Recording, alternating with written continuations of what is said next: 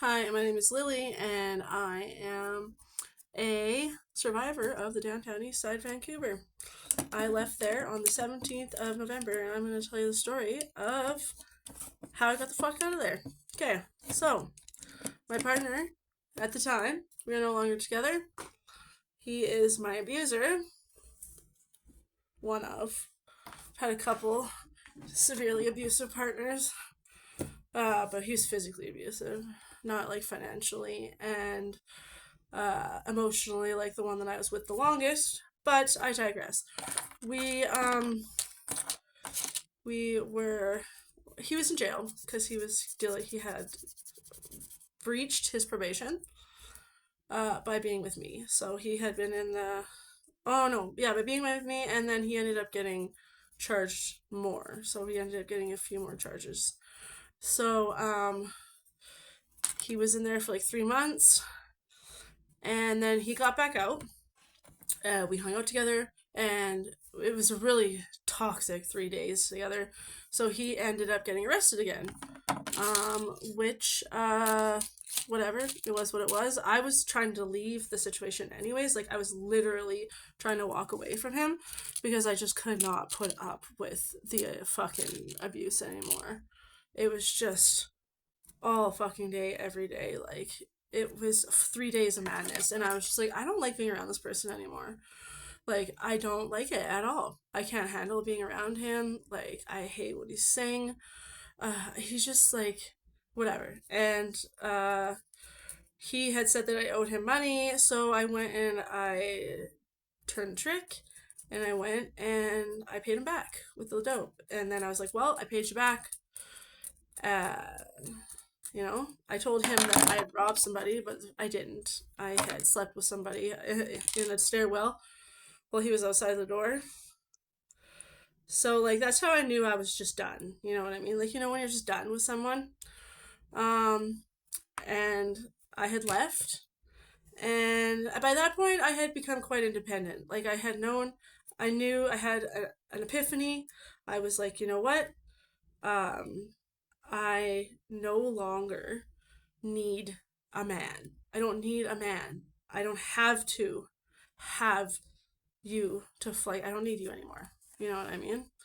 Like I don't. It was just mind draining being with this person 24/7. It was soul draining. Like I just couldn't take it anymore. And that was back in I believe so wait September, October, November. So yeah, it would have been like the 1st of November, around there. Maybe like around I don't know. It could have been like 2.5 months. So probably like the middle of October, maybe like the beginning of November, around there. And I had left. I had left him there. He ended up getting arrested again. Went to jail for another 3 months. Um, but it was the 17th of November. For the 3 days before, I was hanging out with this guy in a wheelchair. 4 foot 4, make a wish. And I just remember thinking, like, I was looking at my friend Bags, and like, he was laying on the ground, and he just looked so fucking pathetic. And I was like, what has happened to my life? Like, this is the most fucked up shit I've ever, like, I just remember him being like so, and him screaming at me, I'm never gonna get fucking better, blah, blah, blah. Stop trying to help me to get better, Bags was. And I was like, fuck, sorry for work, like, looking out for you.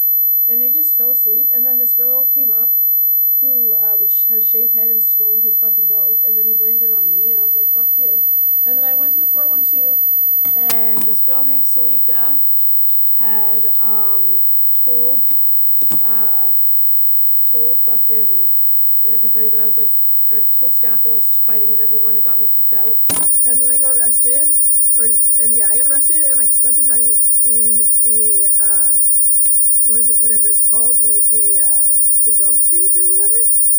And I went there the next day to see Sean, the guy in the wheelchair, and he started saying that it was my fault that he got arrested, or that he got not arrested, robbed the night before, but he got robbed every other night before he met me.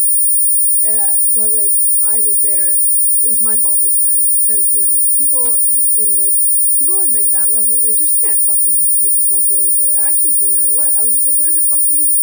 I just said a lot of like things, that I was not very nice.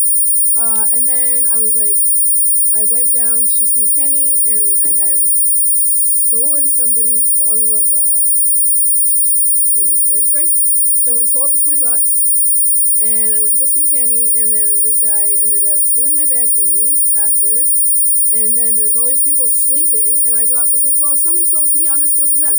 So I stole all their bags, all of them. There's like 3 of them just sitting there. Sorry if that was your dope. And I ended up going to the women's shelter, the 396, because I was kicked out of the 412. And I was like, I'm gonna make this work like until the morning, and then I'm gonna go get my thing in the morning, like my gift card that I usually would get every couple of days or every week. And I didn't make it. I only made it till 2 o'clock in the morning with the dope that I had. And then I had a choice. I could go down to Campbell Street, turn a quick trick, make $20, $20 to $40. You know what I mean? And that would be that. Or I could go down to the fire department and I could get better. And I chose the fire department.